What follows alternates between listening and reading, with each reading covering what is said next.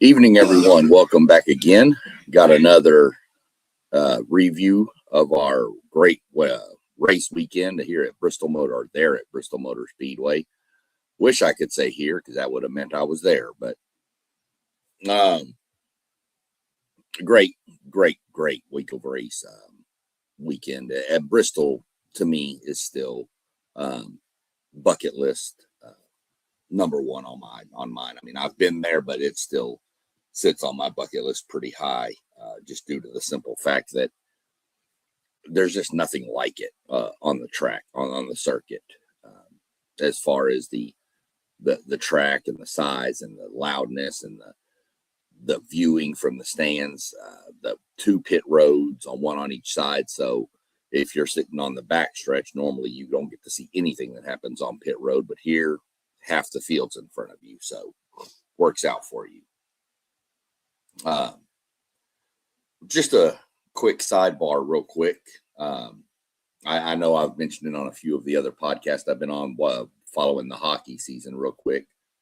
If you're a Blue Jackets fan, tonight is a key night, because if the Philadelphia Flyers get even 1 point tonight, that eliminates the Blue Jackets from the playoffs. So keeping an eye on that. Right now, the Flyers are losing to Carolina, so that's good news for all Blue Jacket fans. But just wanted to get that out there before we jump into the review. So we start off the weekend as normal. When there's a triple header weekend, we started off with the Truck Series, always races first. So great race, lots of just intense battles the whole time. The winning margin in the Truck Series race was 0.3 of a second. It's pretty average. Sometimes the Truck Series can get a little bit out of hand, but this one was really close.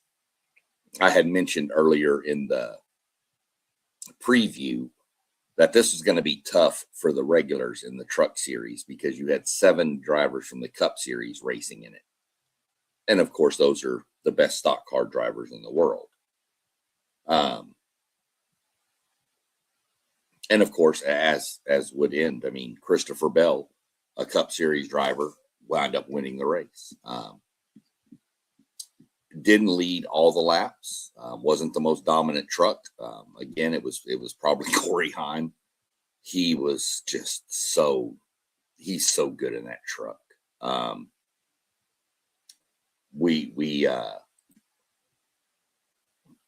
Took a restart. Bell took the lead late, lap 180-ish, somewhere around there, and held off the rest for the end. So, it pretty much laid out as I thought. I figured one of the truck drivers would win it.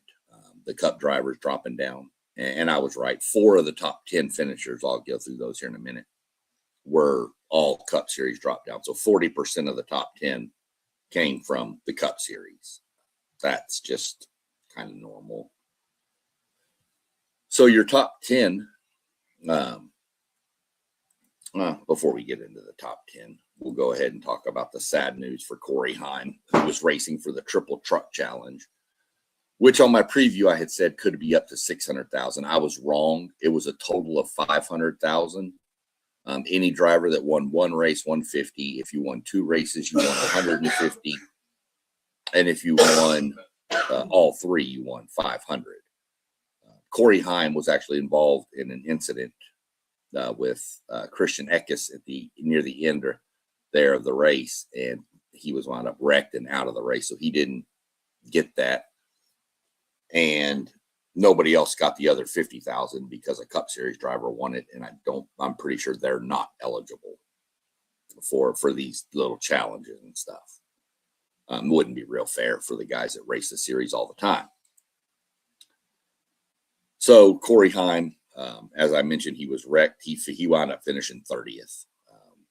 He completed 179 of the 250 laps there were run. My driver, who I always keep up with, Ty Majeski, was 2 laps down, had some issues, just didn't have it. Looked good at the beginning, and then the truck just kind of faded. So your lap leader was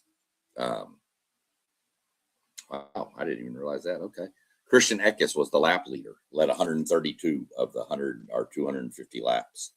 So good chunk of them there.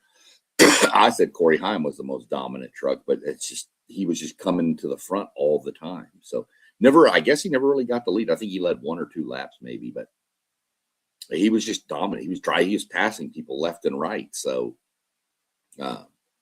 kudos to Christian Eckes, leading the most laps. Also had the best lap at 15.43 seconds.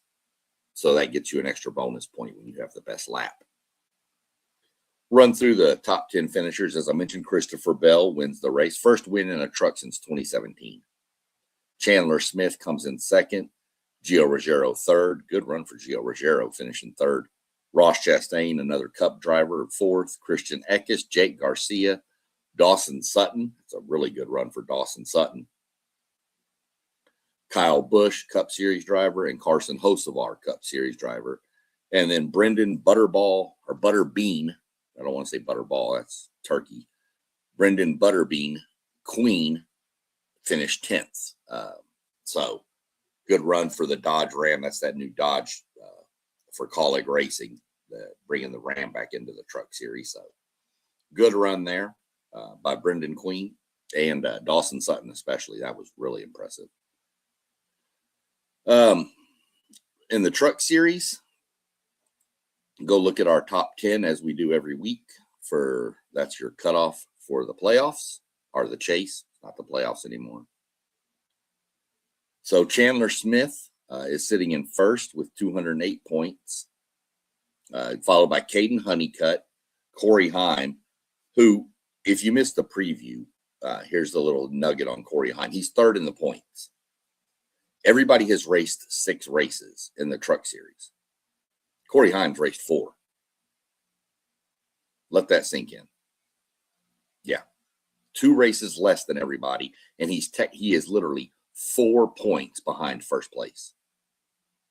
Lane Riggs is 4th, Christian Eckes 5th, Gio Ruggiero, followed by Ty Majeski, Ben Rhodes, Jake Garcia, and Justin Haley is in the last position for the chase. In the chase, if it were to start now, you have 5 Fords, 3 Toyotas, 1 Chevy, and 1 Dodge. Sitting right outside the cutoff to get in is Stuart Friesen, who is 4 points out of the chase, and Tyler Ankrum, who is 7 points out of the chase. So, again, lots of shuffling. That'll happen.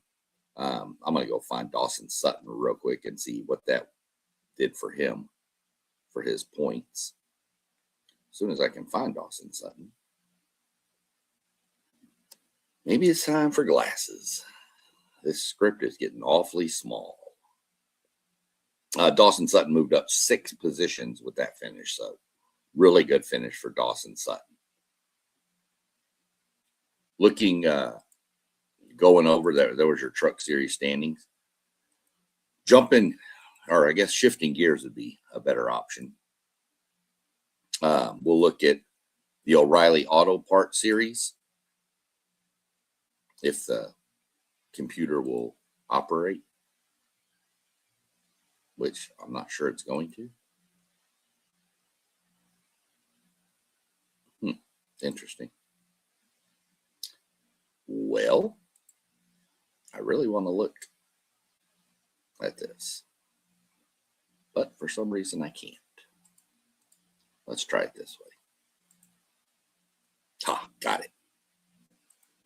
So, technology, gotta love it. The O'Reilly series was good. They had their own little challenge going on, and they still do for the next 3 races. So we'll get into that here in a few minutes. But the O'Reilly Auto Parts came down to a strategy call.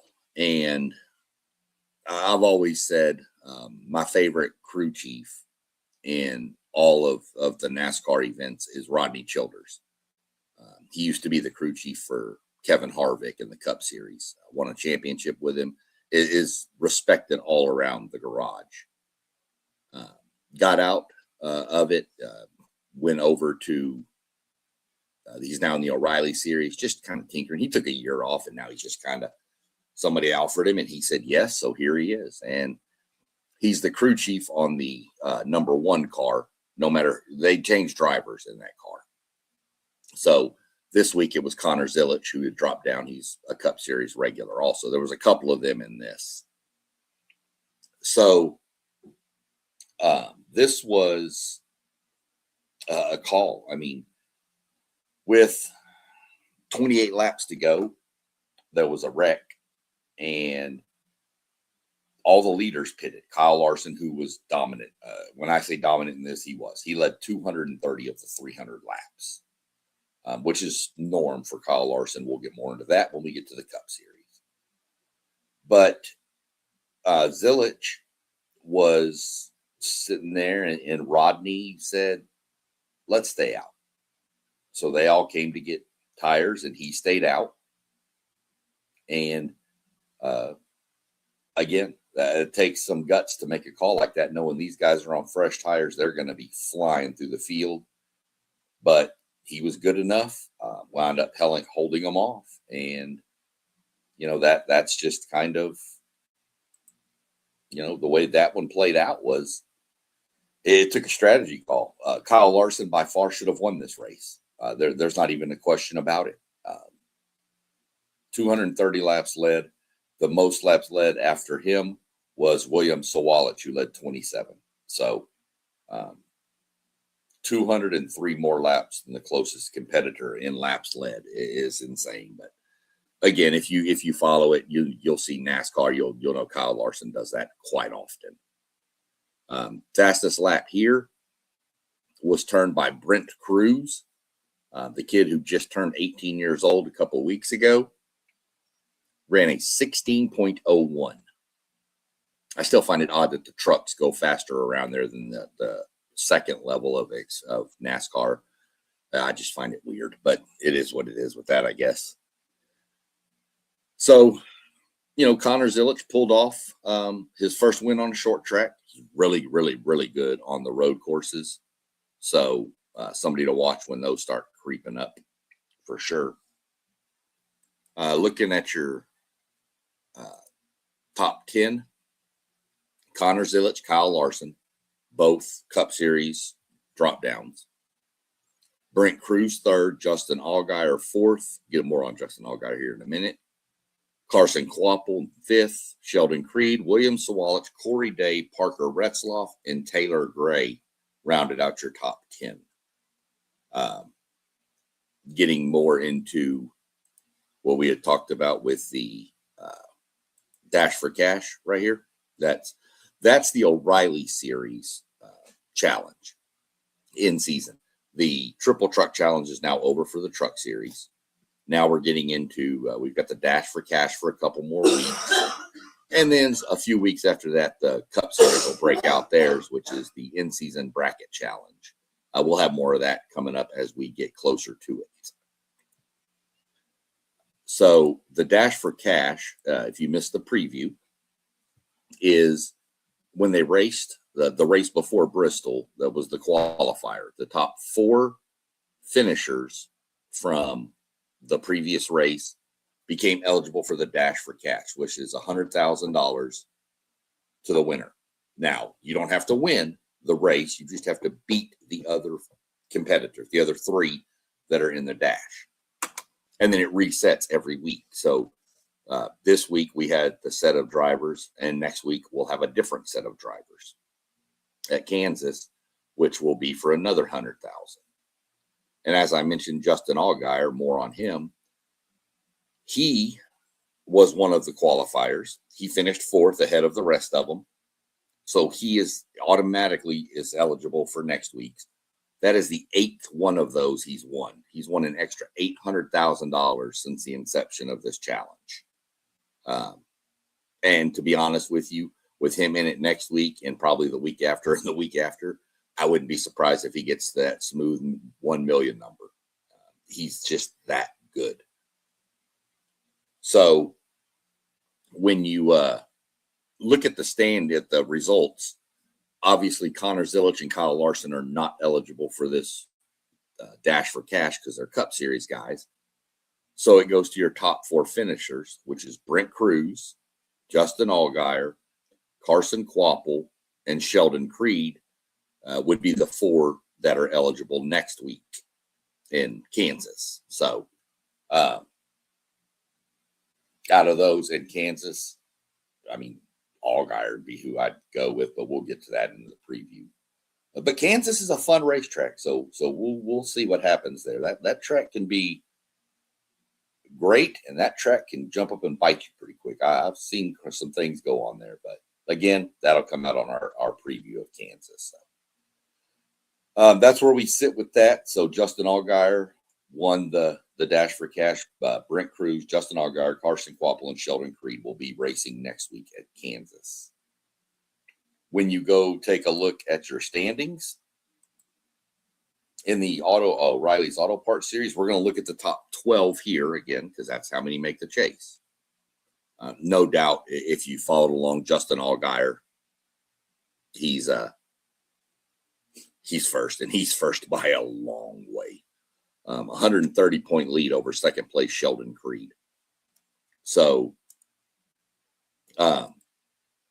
that's massive. Now, I mean, that's really, if you want to total it up, that's probably 3 to 4 races. But that's Sheldon Creed coming in at the top 5 and Justin Allgaier finishing almost last. And for 3 to 4 races probably. So still a pretty wide gap.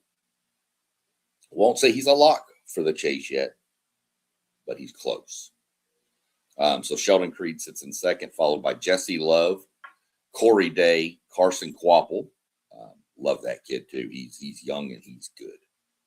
Austin Hill is 6th. Sammy Smith is 7th. Brandon Parker Retzloff will.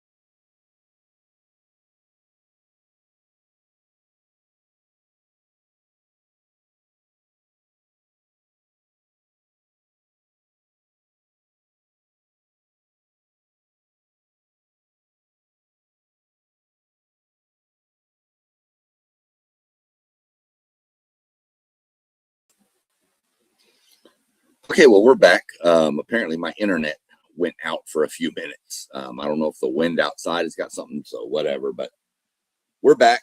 Well, now we're getting, I knew the questions would pop up.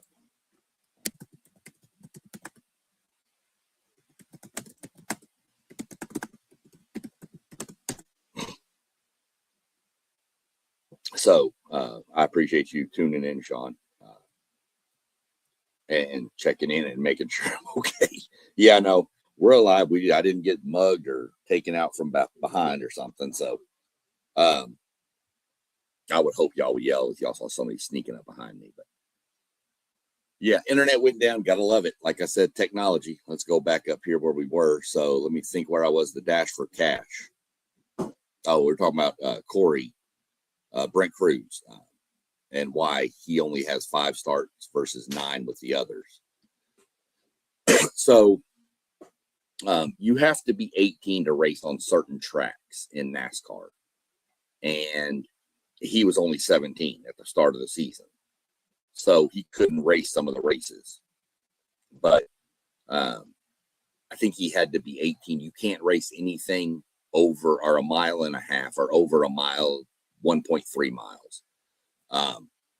And so he missed 4 races and is still sitting right there in points. So he's, oh, there she comes. See him coming up behind me. I didn't even get no alert, nothing, man. Golly. Are you people awake in internet land? So anyway, my wife being crazy. Yeah, so that's why he's only got 5 races out of the 9. So that just tells you, watch that kid in the this year, in the coming years. That kid's going to be in the Cup Series pretty soon, and he's going to be a force. It may take him a couple years in the Cup Series to figure it out, but once he figures it out, it's over. That kid's going to be dominant. I just have a feeling him. The crazy thing is this is what is so exciting about the O'Reilly series. You've got him. You've got Connor Zilic, who's already there. You've got William Sawalich. You've got, all these young kids down there. Carson Quapple, that are all going to be hitting the Cup Series. And you've got some young ones in the Cup Series. Hocevar, Gibbs, there's so many young kids that this is going to be dynamic for the next few years with these kids hitting it. And then there's another wave coming behind them that I could already get into some of the younger names, Braxton Bush, Keelan Harvick. I mean, those kids are going to be there eventually. They're only like 12 and 13, I think, or 10 and 13 or something. But yeah, so went through the point standings with y'all. And now we're gonna do a little fun here and shift over to our big boys. This was exciting. This was super exciting, yet boring at the same time.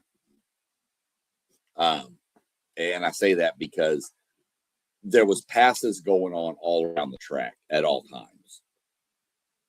There was no stopping point. It was just, there was constant action, maybe not up front, but in the middle of the pack. And then you would jump back to the front because the leaders had caught lap traffic and they were having to navigate through. They had a 2-second lead at one point, like Larson did.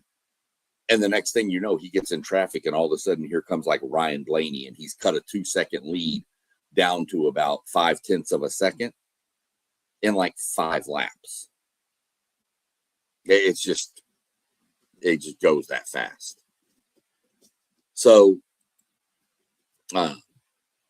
we'll get into the recap a little bit, but I want to start the recap off with this. It's always super, super, super special when somebody, even a driver I don't necessarily care for, not one of my favorite drivers by any means, but when any driver can score their first ever Cup Series victory, it is a great moment for the sport. And Ty Gibbs, the grandson of legendary Washington Redskins head football coach Joe Gibbs, pulled that off at Bristol. Your first win is special. Josh Berry, my favorite driver, got his last year in Las Vegas.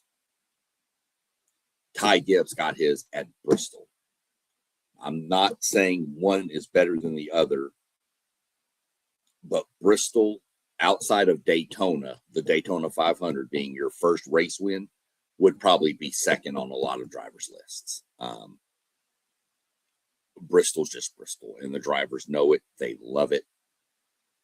And he did it. And I was shocked when he won. Had an amazing car at the end. Wasn't real good at the beginning. Team worked on it, got better. And he wound up, we'll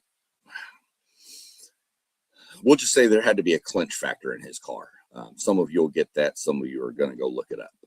And that's fine. But there had to be for that kid. Trying to win your first race. He's been in the front numerous times and something's gone wrong, whether it's a brake blowing up, a tire going flat. Something has always happened to him. And this time he didn't let it. And I give major credit to him. It took another gutsy call here too. The crew chief said, let's stay out. And he was on old tires. And Larson came in and got 2 tires. And Ryan Blaney said, no, give me 4. So Blaney came in and got 4.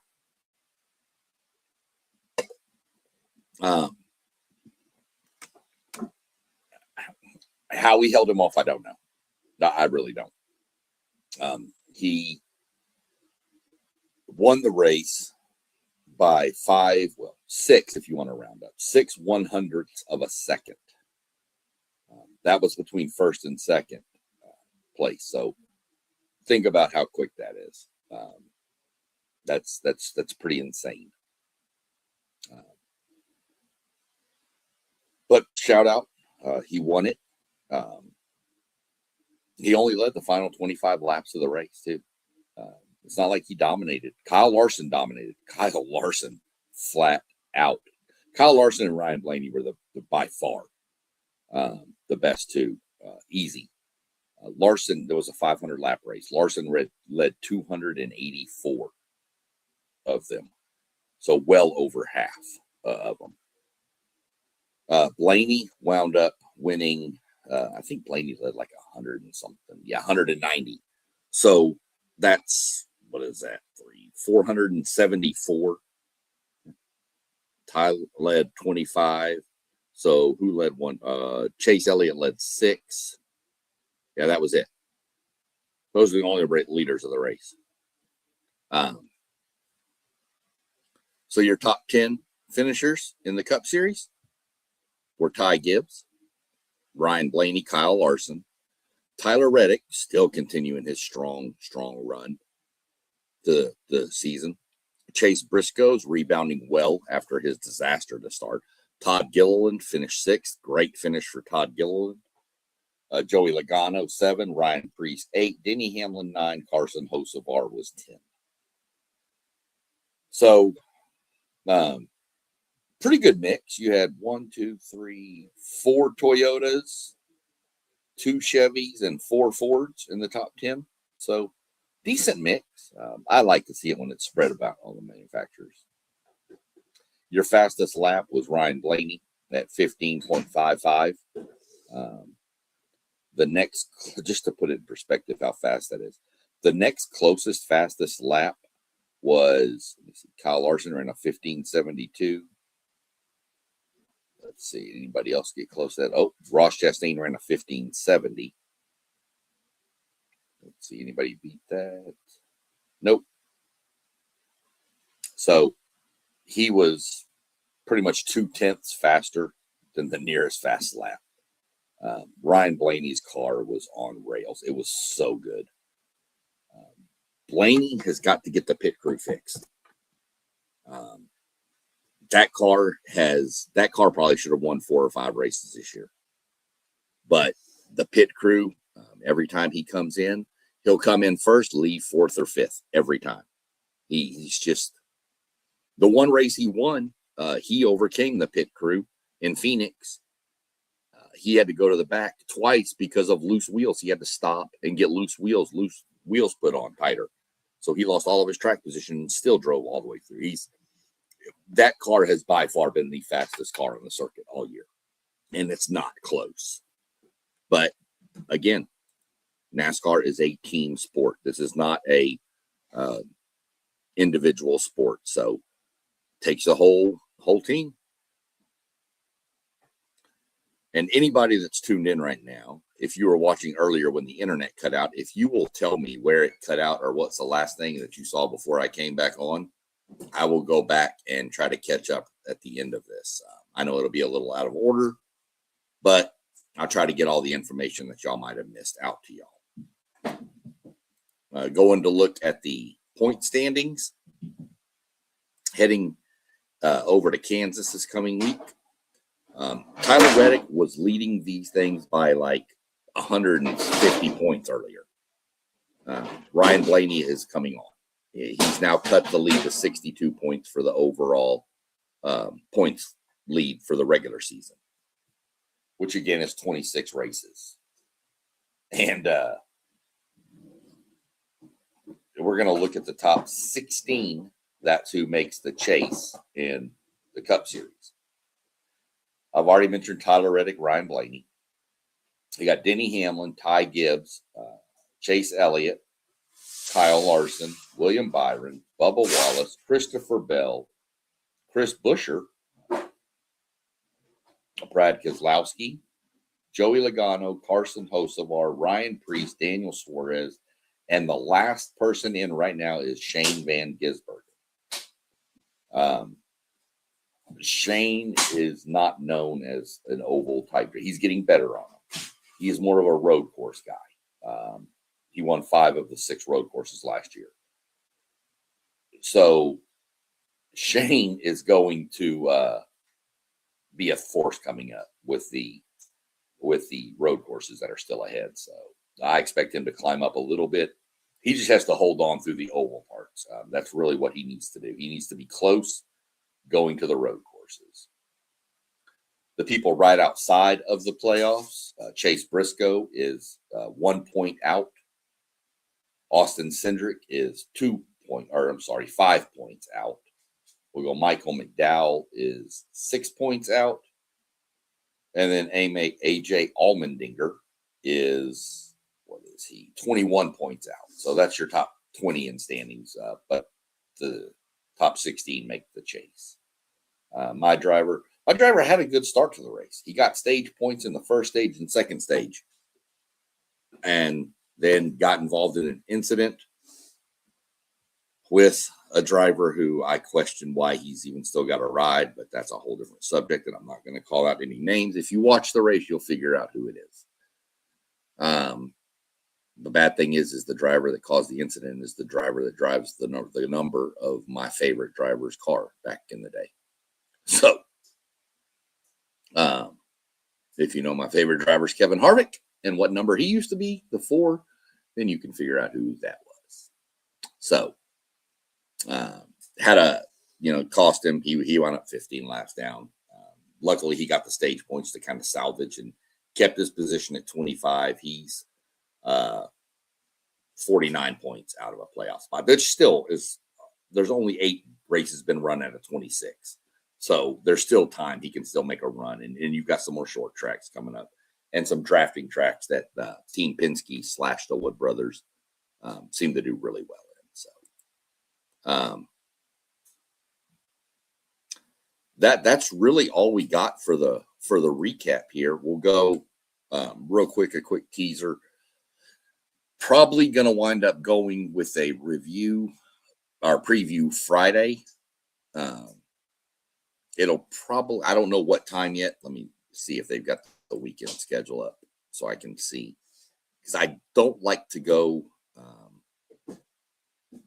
real late, but I'll probably try to jump on because you've got Friday, you've got the Menards series, race practice and qualifying. And then the O'Reilly series practices at 7 and 8. So I'll probably try to jump on around 6-ish to give you a preview. Excuse me. And then I'll try to jump back on Saturday. It'll probably be around 6:30, maybe 7-ish on Saturday, based on what's going on, with a follow-up for the fantasy lineups and all that stuff. Since qualifying for the Cup Series is Saturday at 5:10. So that should be over at about 6:15. As I mentioned, Kansas is a 1.5 mile track, which I'll give you more stats and numbers on Kansas in the preview too. But Kansas is a fun track. It is provided. I'm going to throw it out. I think we'll get into it again, but it has the closest finish in NASCAR history. I think 1/1000th of a second. And poor Chris Buescher hates going to Kansas because they replay that finish like every other commercial. And he has to see it all the time. And he was on the losing end of Kyle Larson. But Kansas is fun. Wide open, top to bottom racing. There's multiple grooves. So seen a lot of things, seen dominant runs at Kansas. And I've literally seen cars in first place just hit the wall because the tire goes flat and loose. And you'll see that at other tracks too. But I've seen a little bit of everything at the Kansas races. Kansas is on my bucket list. Little teaser. I've got a list put together I'm working on of I'm going to rank my rankings of all the tracks in order of how I see them. And then I'm also going to do another little series on ranking the race shops I visited. I have not been to all of them, so it's not a complete list yet, but it's going to be where I've got them as of, right when I do the list. So I've been to a majority of the race shops, and I can give you my rankings on them. That's probably going to be done through my TikTok page. It'll be posted, of course, on Patreon, of course. That list is probably on my Patreon, going to go in the exclusive, so that if you want to know what rankings are, you can go get it through the paid memberships on there. Or you can just go get them on TikTok, either way. Not real picky about it either way. I just want to get it out there for people. I'd like to get some feedback from people. So I don't know. I might do it on YouTube, but it'll be just little quick, short snippets. Go through the list. So we'll see how I play it out. But definitely, if you're interested in what I think are the best tracks and race shops to go visit down towards the Charlotte area, most definitely I'll give them to you. I tell you, if you live in Ohio or even Michigan, potentially even maybe Western Pennsylvania, if you drive over to Sandusky, Ohio, there's a race shop right there. It's a truck series race shop, but they're still pretty cool for Thor Sport. It's right there. If you're in the area and you don't have the means to make it all the way to Charlotte, where the majority of them are, Charlotte, North Carolina, if you're that close, you just shoot up there. You get kind of the feel of what it's about anyway. So keep your eye out for those rankings coming up. I really would like people to get involved with it and comment. And, if you're a fan of the sport, give me your list. We can always go back and forth in comments. Heck, I could even send you a link if you're and you want to join on and debate it back and forth live, we can. So, just some stuff coming up, a little teaser and a little preview. Well, Mr. Rob W., this is the loving founder of our group here, WTP for Life. He put the WTP sports dudes and keeps us all in line. Well, he tries. We kind of go off the rails a few times, but can't give my prediction for the win at Kansas yet. I really need to see what the cars look like. I need to check in and see if they're going to do any different tires. If they're going to, I got to make sure what aero package they're going to run, because that'll say a lot. I believe we're going back. We've been running for the past few races at the short tracks, the 750 horsepower, and I think we're dropping back to the 670 now. So I need to check on all that. But if you want, just off the top of my head, without seeing any practice or qualifying, whom I'm predicting to win, 2311, one of those drivers. Yeah, Bubba Wallace, Tyler Reddick. They are so good at this track. Outside of them, got to look at somebody like Kyle Larson, Blaney. Blaney's going to be in the mix almost every week. The car is that fast. Ty Gibbs now, if he's got some momentum is huge. You've seen it in other sports. It's the same in NASCAR. Momentum is huge in this sport. So those are just a couple. I would lean, if proverbial sports gun to my head, I would lead towards a Toyota driver to win in Kansas, whether it's a 2311 with, like I said, Wallace or Reddick. I would never Denny Hamlin, Christopher Bell, Chase Briscoe, the Joe Gibbs, Toyota's Ty Gibbs. I would Toyotas have something figured out, much like Penske, Team Penske, and there for a while, Ford in general has Phoenix figured out. The Toyotas seem to have some sort of death grip on Kansas. They're really good. Now, that doesn't mean they win every race. They're just always in the mix. So that's kind of who I'm looking at right now with those teams if I had to pick today. But I won't set my fantasy lineup till Saturday night after qualifying. Track position is so key in this sport with this Gen 7 car. Yeah, Gen 7 now. Well, it used to be called the next gen, but now we're calling it the Gen 7. So track position is so key, just in general of keeping clean air on your nose of your car to keep all the downforce on it to build downforce's speed. So, but again, Kansas is wide. It's not just one lane, 2 lanes. There's 3, 4 lanes on this track. So you'll see the car 3, 4 wide when they're trying to pass. Pretty fun race to watch. Hopefully people will tune in. It's on regular Fox instead of here lately they've been on FS1. Actually a nice little doubleheader race weekend for Fox. They're going to have the Cup Series at 2:00 Sunday, and then at 5:30 Sunday they're going to crank up the Indy cars. So kind of what we're looking at there. But that's a good question. I mean, it's so early. Previewing this far ahead. There could be some penalties that come out from the Research and Development Center where cars go to after the race. Not all of them, just they handpick. But there could be something that they found that could cost the driver a couple of pit crew members, could cost them money, could cost them points. Cars may not be able to get through inspection. And if you don't pass inspection, there's penalties for failing it the first time, failing it the second time, failing it the third time.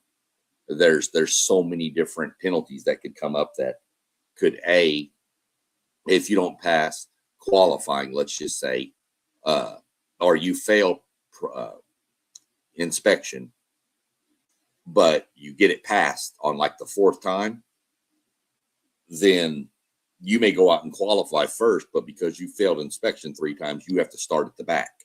So you won the pole, but you're the last starter because you couldn't get through inspection. So I kind of like to wait to set all that till then.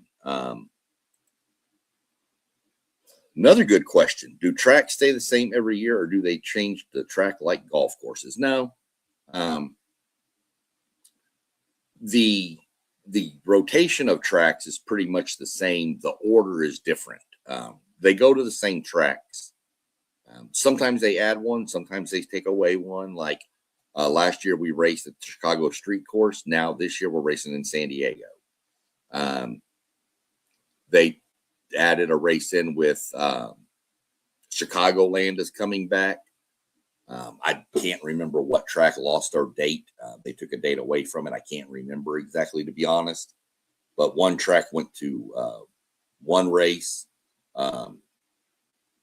and that just kind of changed that.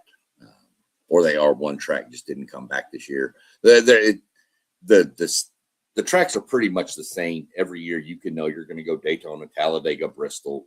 You're going to do all of those, Texas, Atlanta. You're going to do all that kind of stuff.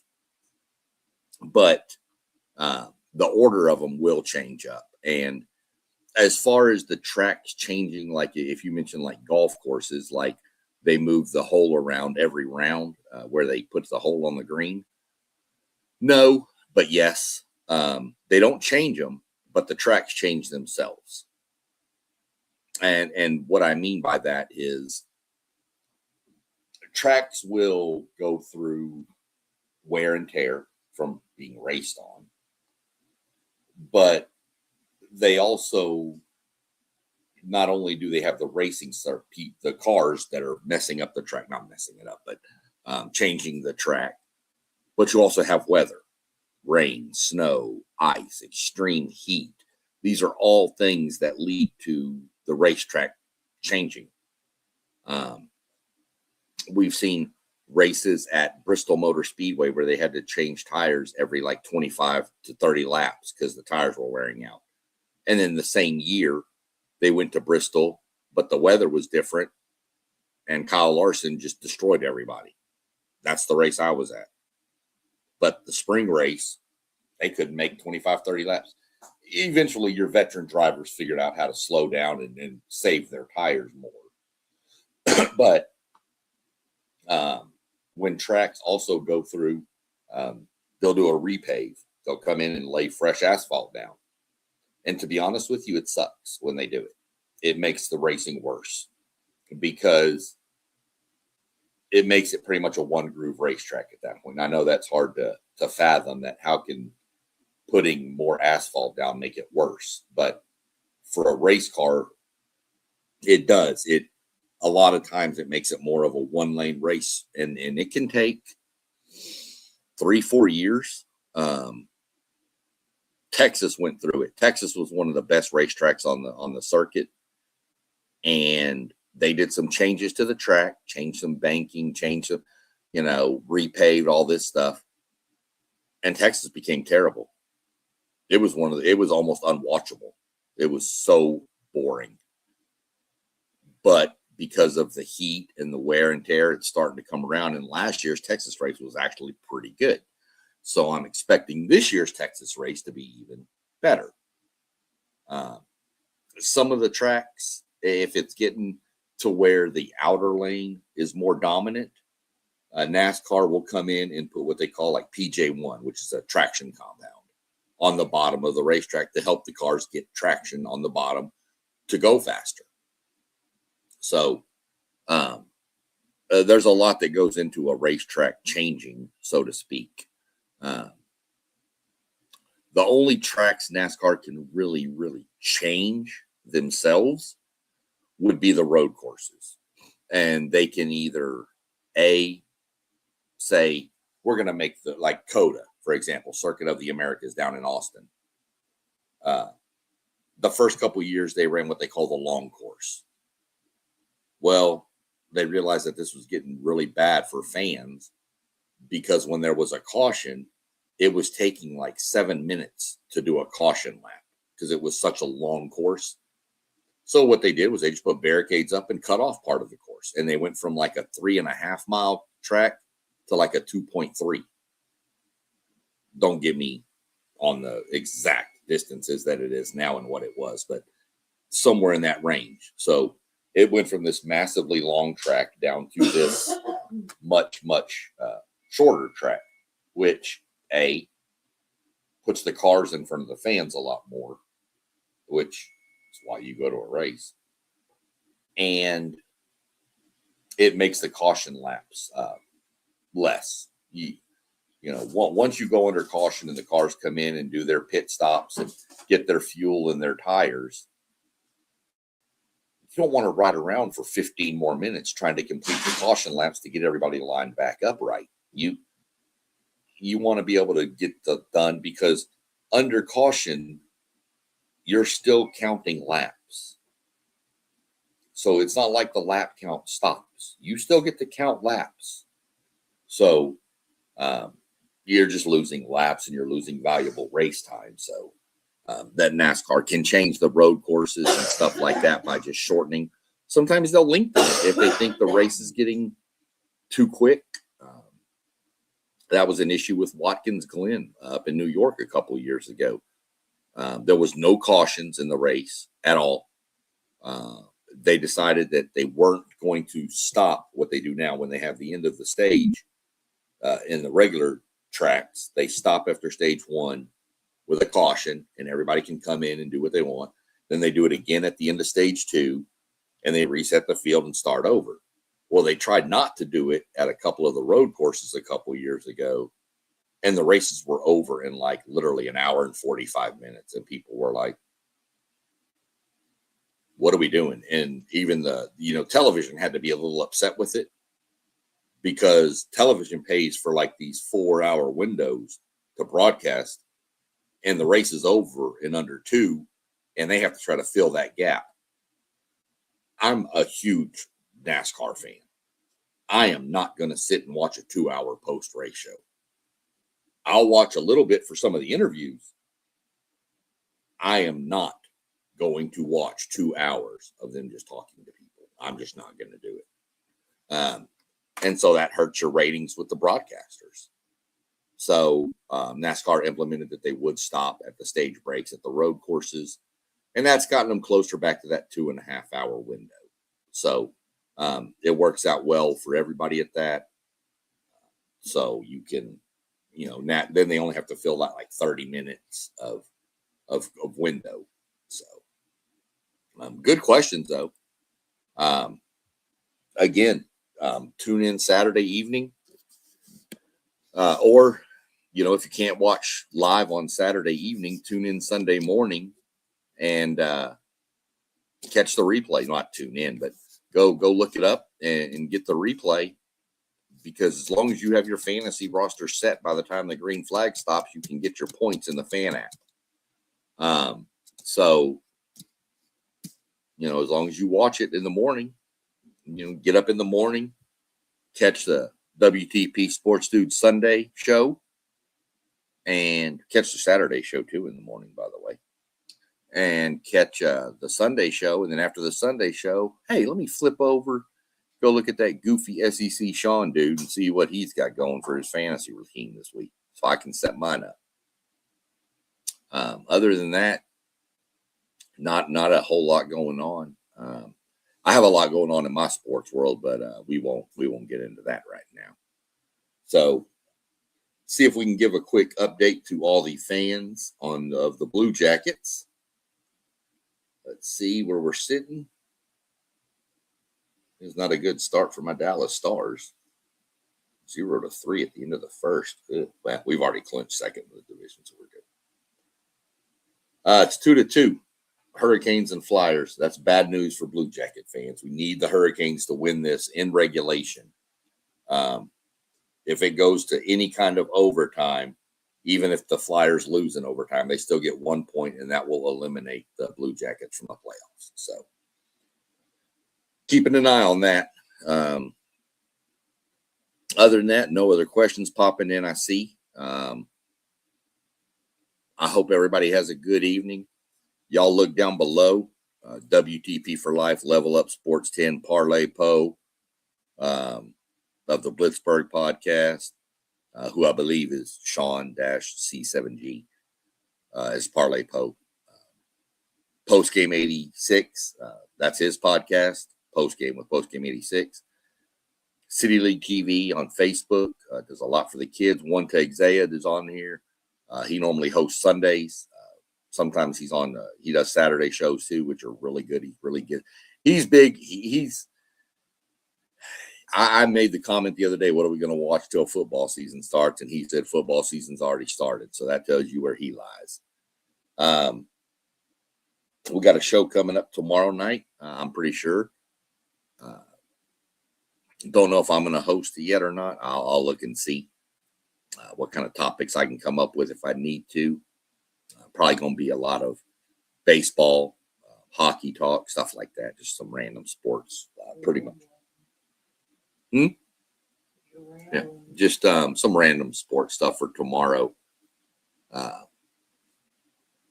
But tune into all the channels below. Check our website, WTPSportsDudes.com. You can find all of our stuff on Patreon, WTP Sports Dudes. You find me on Patreon at SEC Sean. You've got me on TikTok. You can find me Instagram. So you can find me pretty much anywhere with all the content. I'll answer all questions and comments that are dropped to me. Other than that, Been going about 55 minutes. Well, probably 45 minutes with the internet issue. Robert, please host tomorrow. All right, I'll see what I can come up with for some topics for tomorrow. We're going to do a talk about it Tuesday with SEC Sean, I guess. So definitely tune in, and y'all have a good evening. I'm going to go hope my Blue Jackets can keep their playoff hopes alive for one more night. We will catch up with y'all tomorrow evening.